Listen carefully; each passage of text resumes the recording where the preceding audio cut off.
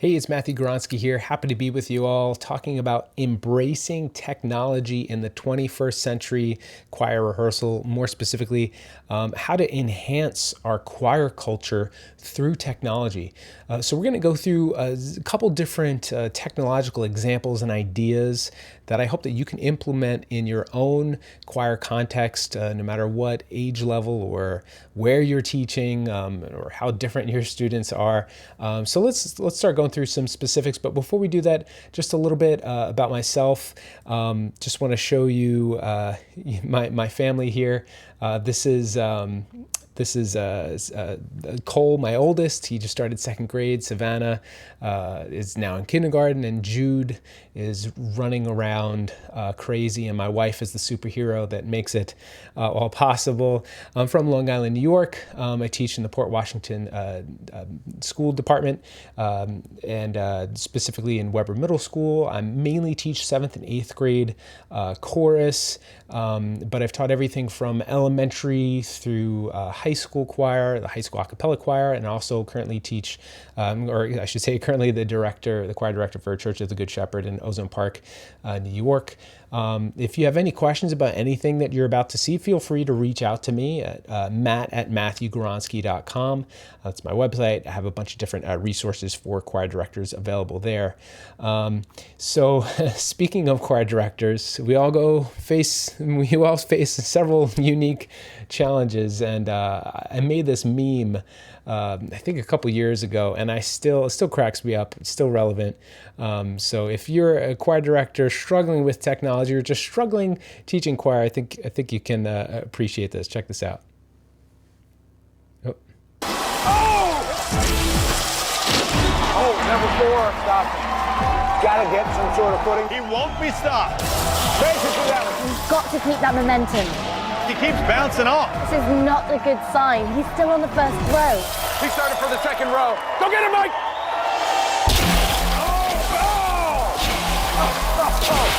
Glass everywhere. An absolutely extraordinary scream. He's got to be exhausted. He's on to the last row. Oh, had a little trouble with break today. Hits it. Head up. He's got 20 seconds. Poor timing. Oh, but gets it to come down. Hits that one. Oh, he looks a little dizzy. He's a little woozy after that one. Come on, Mike. One more time, baby. The human body can only take so much. Oh, and he takes out 2 at once. I have never seen anything like that before. Hits one pane of glass so brutally hard. He wants it from the people. Oh, no. The final pain, it might be too much. Third attempt is a no-go. I think he's had enough.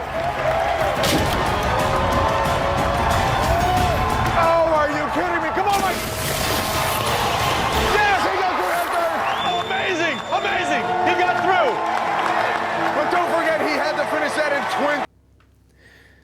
So hopefully you can relate to that. It just cracks me up every time. The human body can only take so much. But if that's a meme that maybe you could relate to, whatever it is in your choir context, I want to give you some practical strategies when it comes to using technology in the classroom, dealing with all of those different walls that you have to break through as a choir director. So wherever you are on the gamut of technology in your choir rehearsal, whether you're like super comfortable using technology or like you barely use technology at all, I hope this will be informative for you. And just to kind of unpack a little bit more about myself. So this is a little meme here.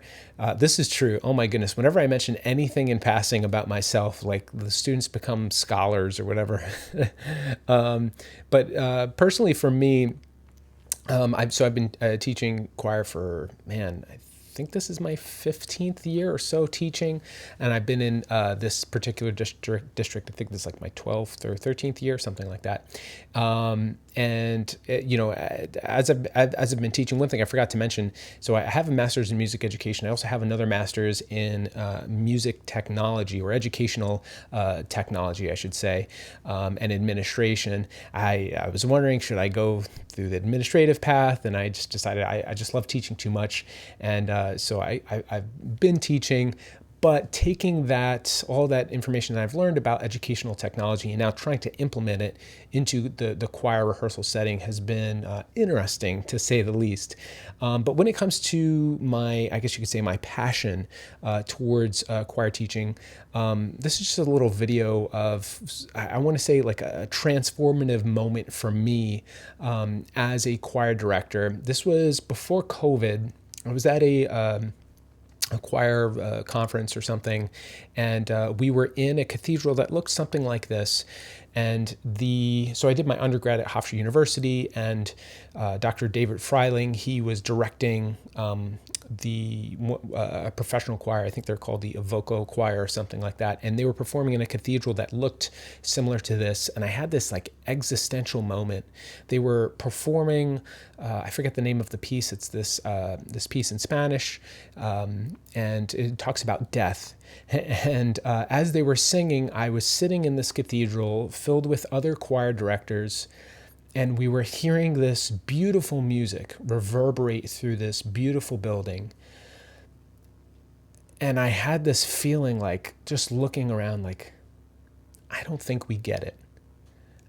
I don't think a lot of us choir directors get what we're able to do. The fact that, and especially because the choir was singing about death and life. And so personally for me, I'm a Christian, a pretty fervent one. I really do believe that the Bible is true, and I believe that we were created with a purpose. And I think, especially when it comes to choir directing and choir music, there is something undeniably powerful about the music that we sing, in that we're not just, blowing wind through instruments, or striking percussion instruments, or bowing stringed instruments, but our instrument is inside our body. And there's just something beautiful that we all know, especially if you're a choir director and you've been teaching long enough, that like choir music is beautiful. But what's powerful about it is that it points to something that's unseen. Why? And I ask my students this often: why does that chord sound good or nice? Why does that sound bad? There are things that are built into music that we create that are profoundly deep. And, I believe that we're created to create. And how this relates to technology in the choir rehearsal is, I think the more that we see ourselves from that perspective, like, I am creating a culture in my choir rehearsal. I'm creating a musical, artistic performance in my concert. I think the more we think about that, it's going to help inform us and motivate us to see what we do. It really does matter. What we teach, it has, what we teach matters. It has profound impacts. It's most of us became choir directors because, music has changed our lives, and it can change our students' lives as well. So I just want to point that out as we talk about technology.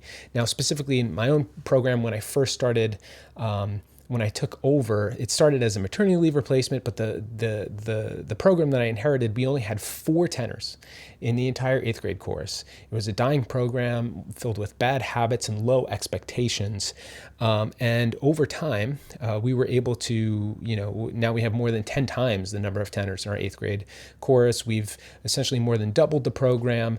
We have new choir habits and long-term expectations. Notice how I said not higher expectations, but long-term expectations, because the real thing that we've noticed about cultivating a really great choral program is it's not just being rigorous in our standards, but attaching long-term expectations for them so that students see like, okay, I'm in middle school, choir or elementary school choir, even high school choir. What is my long-term goal with pursuing singing? And using technology to help students to reach those goals, to have long-term expectations has been just super pivotal in growing our choral program. Now, why is technology essential in a choir rehearsal? Why is technology essential in a choir rehearsal? And let's see if this works. Drum roll. It's not. Technology in a choir rehearsal, it's not essential. It is helpful. It is a powerful tool. The fact that we get to use, we exist in a realm of history where we have electricity, but not just electricity, we have the internet and Wi-Fi and video and all of these different amazing bits of technology within our grasp. I want to, though, be very clear, whatever your context is, you can have an outstanding choral program and not use technology at all. The only technology you use is the grand piano in your choir rehearsal. That's fine. But I think the more we look into the technology tools that are available to us as choir directors, it's totally worth it for us to at least explore the possibility that there are ways that we can improve our choir rehearsals using bits of technology. And I want to look through them through three lenses. One, our consistency in our choir rehearsal, regardless of what technology you use, it matters. So our consistency matters, our culture matters. What is the type of culture that we are cultivating with our choirs from rehearsal to rehearsal, performance to performance, and the context matters. And I put a little diagram here that I think will help us understand this a little bit. So if this is like a little coffee filter here, our culture and our consistency is going to be filtered through our context, our educational context. Where do you teach? Who do you teach, right? And hopefully that's going to boil down to some choir deliciousness, as you see there. But the culture, the type, the way that we talk to our students is going to impact. When filtered through our specific context, it impacts the ultimate result. How consistent we are in our instructional methods, when filtered through our context of whatever level or choral curriculum we're using, that impacts the ultimate result that we're getting. So I want to think of our use of technology through these different lenses. Now, for me personally, I'm a pianist, and I love playing the piano, and I noticed this during my undergrad program. I was surprised. I thought that pretty much every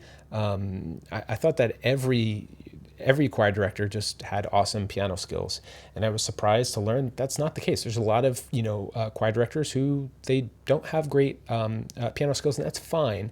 But for me, in my particular context, the piano, it was let's put it this way, it was my blankie, and it's something that I guess you could say it made me feel secure when I was playing on the piano. And I remember my Dr. David Freiling, who was the choir director at Hofstra University when I was in the undergrad program there, he mentioned that. He said, you keep coming back to the piano. It makes you feel comfortable. It's your little blankie.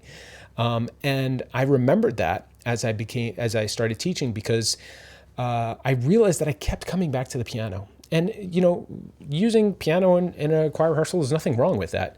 But I was dependent on that, and it was limiting my teaching. So I'll explain this Tesla bot. I started creating technological tools to be used in choir rehearsals. It started with, I think that the first thing that really kind of gained steam was I created a vocal warm-up. And there's a bunch of vocal warm-up videos available on YouTube or on my website, MatthewKronski.com. And as I started creating them, I noticed that I was able to, all of a sudden, now I could move around through the classroom. I could walk around and monitor student participation and keep them accountable. And I continue to create. I created this other. I started 3-Minute Theory, which is now a huge music curriculum. It's used by hundreds of teachers, thousands of students now around the world, which is so cool. And so I've joked with my students about this Tesla bot.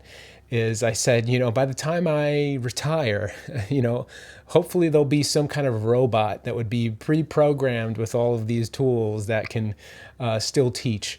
And that's absolutely creepy. The idea that a robot can deadlift 150 pounds and yikes. I hope that doesn't happen, but I see that as, hey, you never know with AI now. It's crazy because I was joking about that, years before they actually came out or are coming out with this, announced that they're coming out with this Tesla bot, which is kind of crazy. So technology, it is impacting our world, and it should be impacting our choir. Now, again, you don't have to use technology in a choir rehearsal, but I think it can have a big dramatic impact because our technology can impact our culture and our consistency.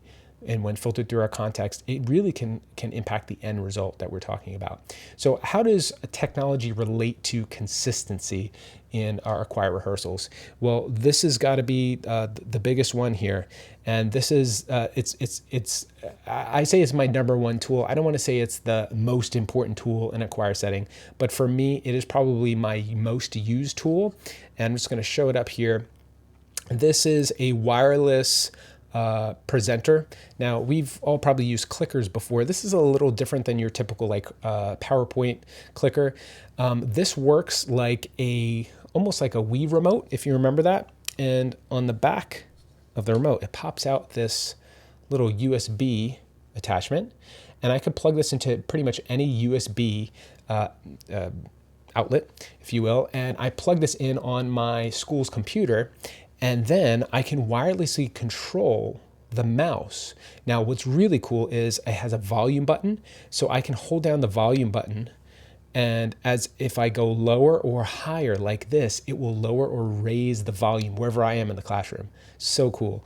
It has a built-in laser pointer. It has your typical, click, so I can click on things on the screen. So this really enables me to move around the classroom quite a bit.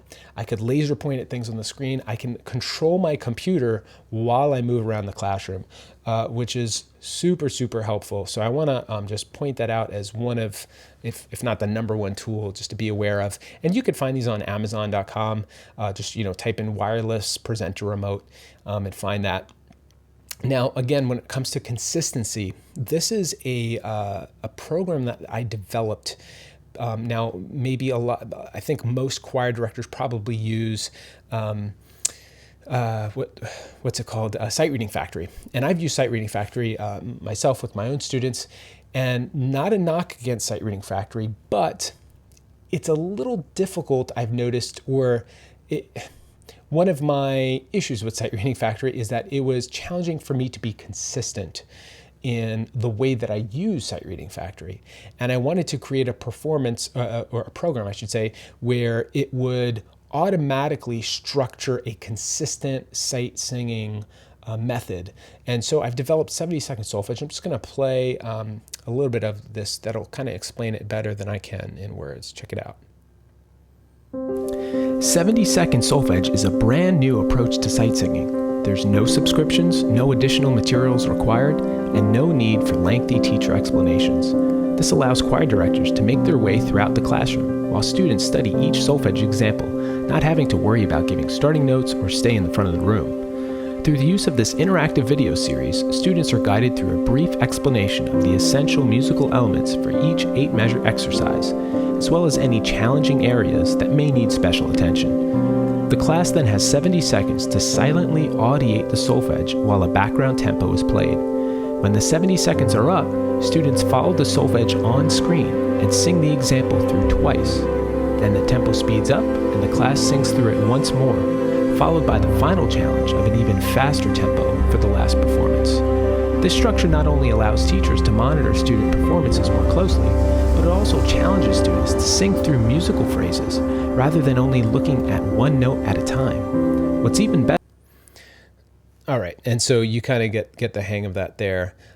So built into this structure of 70-second solfege is the fact that you have these 70 seconds for an 8-measure pattern, and it goes from, it starts at very basic through more complicated sight reading examples, and I love using this because it is consistent. That every time I use this with my students, we'll do a very similar approach. There's 70 seconds. You only have 70 seconds to go over this 8-measure example, and then we're going to sing it. And when combined with this wireless remote, what I like to do is, as the tempo is playing with the background accompaniment, I can raise or lower the volume as my students are singing along with it. And I'm able to move around the classroom while students are sight singing. To me, it has been one of the greatest improvements in my students' sight singing ability, is being consistent in this method. Students now know, okay, we have 70 seconds. They see the timer, they hear the tempo. Usually I'll have them do it silently and for the first 30 seconds, and then for the next 30 seconds or so, we will sometimes say the solfege out loud, and we'll say the solfege in rhythm, and then we sing it through. It's just a great structured way to be consistent, and using technology in the choir rehearsal to be consistent, which is really what our theme is today. All right, for today's warm-up, this is another one. I'm just going to play a little bit of this just so you get a feel. This was one of the later choir vocal warm-ups that I created, and this is just a super fun one, super challenging one. It's a choir warm-up that's based off of hip-hop. It's like a hip-hop infused choir vocal warm-up. So check this out. I'm going to start with some vocal percussion. Whenever you see any quarter notes or eighth notes, you're going to say shh. Of course, we're going to have silence on any rests. And whenever you see this symbol, you're going to perform a short vocal siren. All right, here we go. Shh, shh, shh, shh, shh, shh,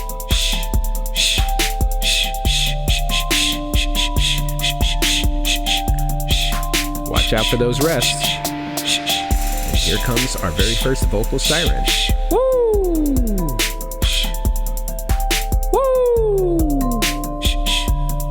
Now we're going to add some triplets. Say triplet whenever you see it. Woo! Triplet, triplet, triplet. Woo! Triplet, triplet. Shh, shh, shh. Triplet, triplet, triplet. Woo! Triplet, triplet. Shh, shh, shh. Woo! All right, great job. For this next exercise, we're going to drop our jaw. All right, and then it goes into some singing there.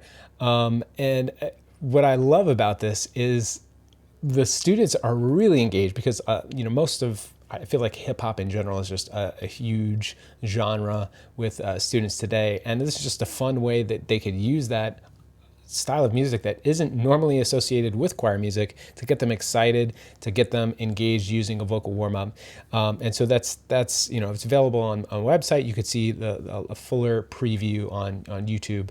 But I started creating these vocal warm-ups because similarly, it would just help me to move around the class, to motivate my students. It's just another way that technology it has been just awesome in enabling us as choir directors to reach and again motivate our choral students. This is another piece, attention grabbers, that I created recently as an extension to the 3-Minute Theory curriculum. Now these are short little exciting audio files designed to grab your students' attention fast. And when it comes to being consistent, I know that I have personally struggled in getting my students' attention consistently. And, I've tried, there's the typical, and they all clap back. And there's nothing wrong with that. There's other ones that I've seen, other choir directors do. And now I don't have TikTok, but I've seen TikTok videos of other teachers do different call and response. They'll say or sing a popular little part of a melody to a jingle or a pop song, and the students will, sing it back, I want it, and then they'll sing that way, or whatever it is, just to get the students' attention. That's fine. but I wanted a way for students to actually improve their music literacy while getting their attention.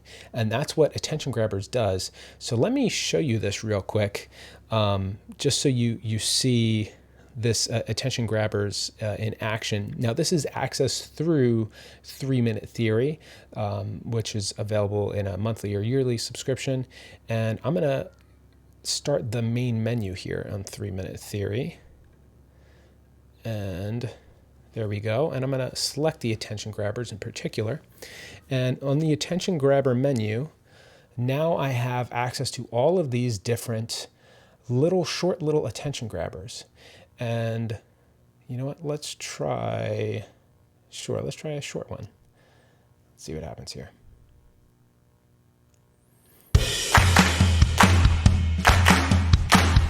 And now the students are clapping this, and instantly they're listening up. That's it. Now, some of them are a little bit longer than that, and I can just go back to the main menu here. But it is, and some of them are where they're saying different things, different consonants, and clapping. And as soon as the students see that, they're getting, they know to direct their attention up here, to look at the board. And it's just a fun way for me to get their attention and to improve their music literacy. You know, more things I could do at once with my students, the better there. And so let's keep going here, though. When it comes to so we're talking about being consistent in our instructional methods and using technology in our choral rehearsals. The second point I want to talk about is the culture. Remember, that's all filtering through our context. So how do we, cultivate a well-rounded culture using technology in our choral rehearsals? This is a tool, and let me get myself out of here so you can see this. This is a tool that I use in my own, I pretty much use this every day. I have it as my number 2 tool because it's used that frequently. And the setup is, so I have an iPad Pro with an Apple Pencil. And I know a lot of teachers use Fourscore, which is, if you're unfamiliar with it, it's an app that displays sheet music. You could scan your hard copies, and it will, load them on an app on your iPad, which is great. But I like using it in conjunction with an Apple TV that I have in my classroom. So I can wirelessly project what's on my iPad onto my screen. So I can walk around the class while the score from my iPad is being projected onto the screen, because I can mirror the iPad to the Apple TV, and the Apple TV is connected to the projector through like an HDMI cable, and I could zoom in and out of scores. I could circle things with the Apple Pencil. It is just super cool and super helpful. And this is one way to kind of build a culture of encouraging students or helping students to realize the importance of being able to look at their sheet music. I'm zooming in, I'm going out of my way to make sure that students are really clearly seeing what's written in their score. It's just, I wish I had this when I first started teaching. This would have helped so many issues that I've had with directing choirs over the years, is to get them to accurately look at their sheet music. So that's a huge tool. Now, something else along these lines about facilitating a solid culture within our choral programs is this is a daily point challenge. It's a motivational tool. I know that there's not too many teachers who use this, but this point challenge works really well with, I would say, elementary through early high school students. And this point challenge, it's a motivational tool. It's a way to bring out the competitive spirit in our students. A lot of our students who are in choir, they might also be, in different, play different sports inside and outside of school. And I do this, and especially my middle school boys, they love this. But pretty much my whole choir really enjoys these. Every class, we have a daily point challenge where I keep score throughout the class. And so the way it works is one section receives the point of the day. So as, let's say we're doing, you saw those attention grabbers. Sometimes I will give it a point for the the vocal section, because I have them, they're in teams by their vocal section. So soprano, altos, tenors, basically. And I will give points if, let's say, oh, you guys were listening first, you guys get a point. And it's a rolling score throughout the class. And at the end of the class, whichever section has the highest score, they get the point of the day. Now, why does the point of the day matter? Well, since it's a rolling tally, I will write that score up on the board at the end of the class, and we keep score. And the first section to 5 points gets candy for their whole section. And we keep the score going. So if, the altos get to 5 points, they go back to 0, but then the sopranos or tenors, they could still keep adding up their points. It's just a rolling tally as a way to motivate students. Competition can be good. It really can. I see the competitive nature in our sports programs in our schools. I think competition doesn't have to be limited to an adjudication festival. It doesn't have to be limited to being competitive in numerical grades, but competition can be good in our classroom when done in a positive way. If I were, giving out grades every class, and I know some teachers do this in different ways, but yes, I want students to feel like they're earning something every class. But also I want them to feel, and this is why I like doing, this point challenge by section, is that they're a team. Their vocal section, it is their team, and it's a great way to positively reinforce that identity within their vocal sections, because we can redeem the overly critical, negative pop culture narrative that's out there, especially when it comes to singing, about, have this elitist mindset where, the only one who could tell you if you're a good singer or not is some Simon Cowell on American Idol or whatever it is. No, we can redeem that in the choir setting through positive techniques like this, supported through different bits of technology. Now, I mentioned 3-minute theory. This is something that I created when COVID actually first hit, and I was developing this interactive video-based music education curriculum. And I'm just going to play the video. It'll explain it better than I can, and then we'll talk about it. So check this out. 3-minute theory is a revolutionary approach to teaching music theory, perfect for nearly any ensemble or music class. As opposed to tedious and oftentimes inconsistent instructional methods, 3-minute theory tracks essential music concepts over multiple volumes of music theory lessons specifically designed for student musicians. Each chapter begins with 3 review questions followed by a video tutorial that boils down the selected topic into a concise 3-minute virtual lesson, perfect for in-class or online learning. But the real magic of 3-minute theory is in the interactive video platform that uses a choose-your-own-adventure approach where students must select the correct answer in order to proceed to the lesson.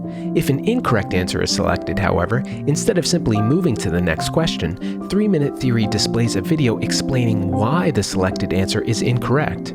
This means students can have deeper connections with content, as every answer, whether right or wrong, is explained in detail. And students will love the structure of these lessons that include over 150 music games specifically designed to review the content of every chapter.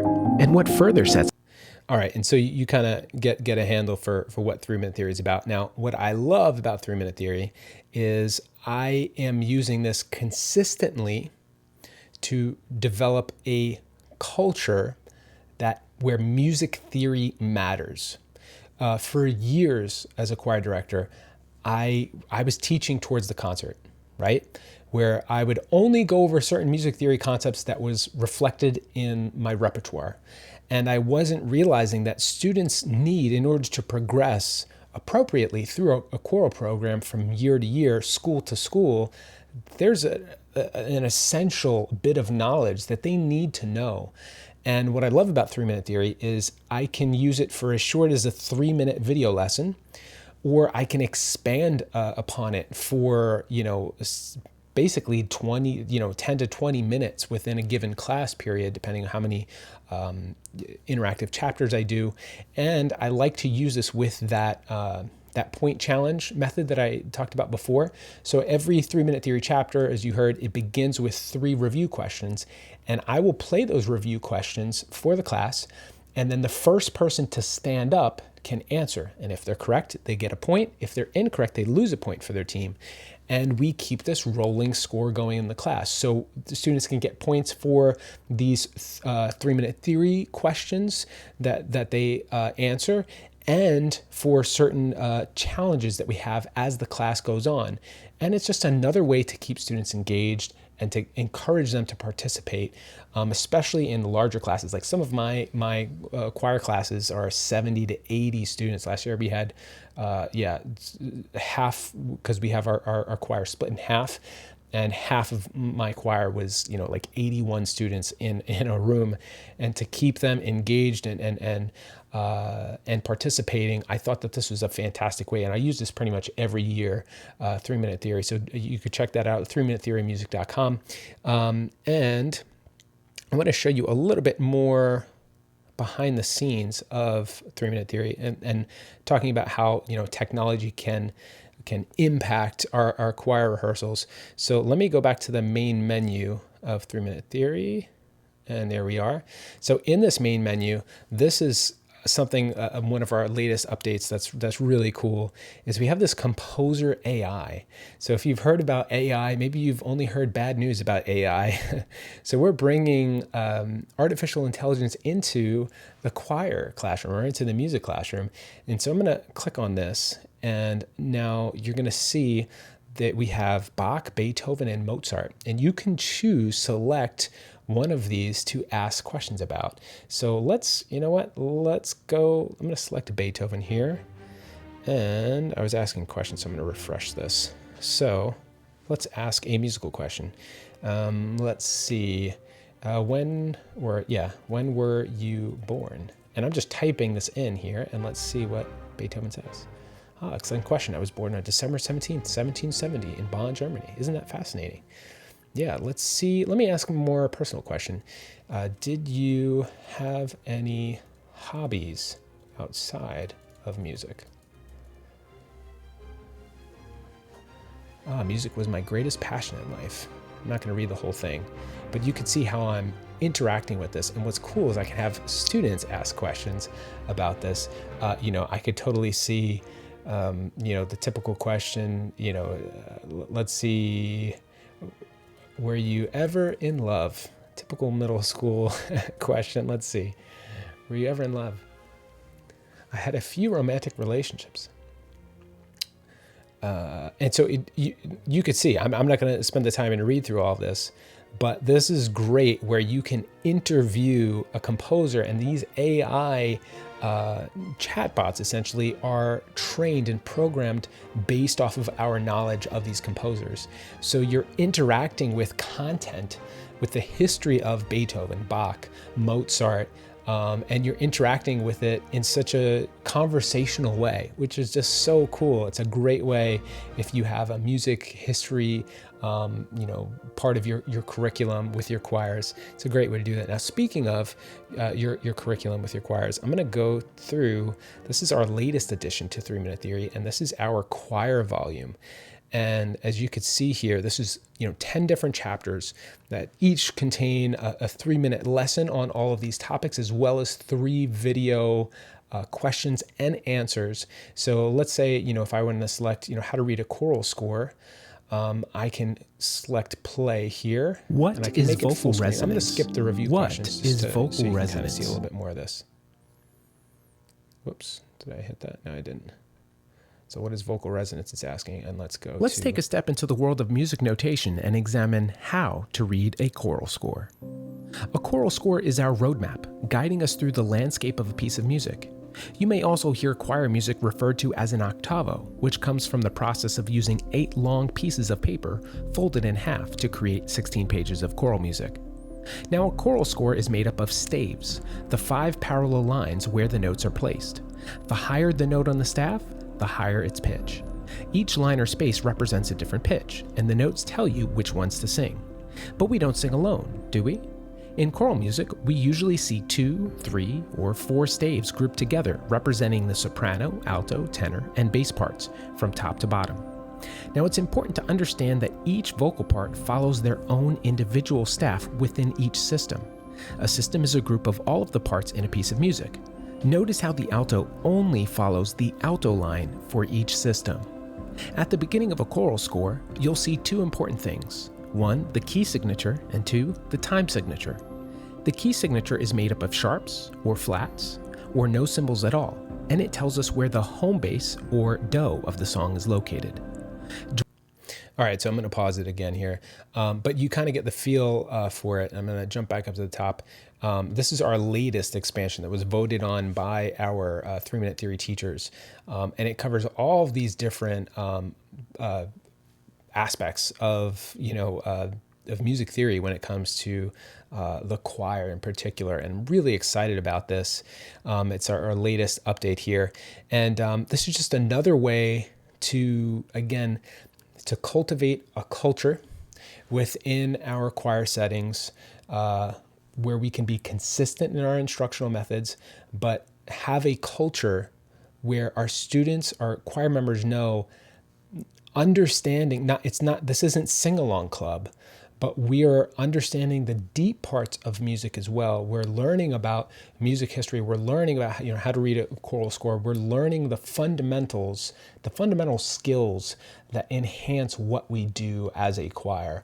And so I love 3-minute theory, and I've been using it for years now. But I want to leave you with this thought.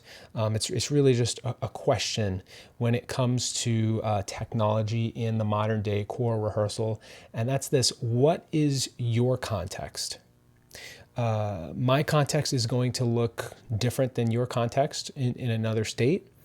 Or in, even I'm thinking about the 6th grade choral director in my school versus 7th grade, which is what I see, my 7th grade choir versus my 8th grade choir. The context really does matter with how we use technology. Certain contexts, you're going to be able to really incorporate technology, and a lot of these tools that you saw, feel free to check them out. They might be a tremendous way to build up your choir program, to make your job easier, to really reach your students on a more personal level. But it really comes down to, what is your context? What are the technological tools that you can implement today that can make a huge difference in your classes? So I hope this short little discussion about understanding or thinking about technology through being consistent with our instructional methods, through the culture that we're creating in our classroom, and now thinking about, what is your context? How can you take these tools and implement them in your choir program? If you have any questions, feel free to reach out to me at matt@matthewgronsky.com. I highly recommend you check out 3-minute theory as well. There are so many tools available to us today. It's an exciting time to be a choir director. And if you are on the cusp of I don't know if I'm going to use these tools or not, at the very least, you can go on YouTube, try one of these vocal warm-ups. You can go to my YouTube channel, or there's tons of these different vocal warm-ups that are available that you can instantly just try and see if it works in your context. So thank you so much for listening. And again, if you have any questions, feel free to reach out at matt@matthewgronsky.com. And God bless. Thanks again.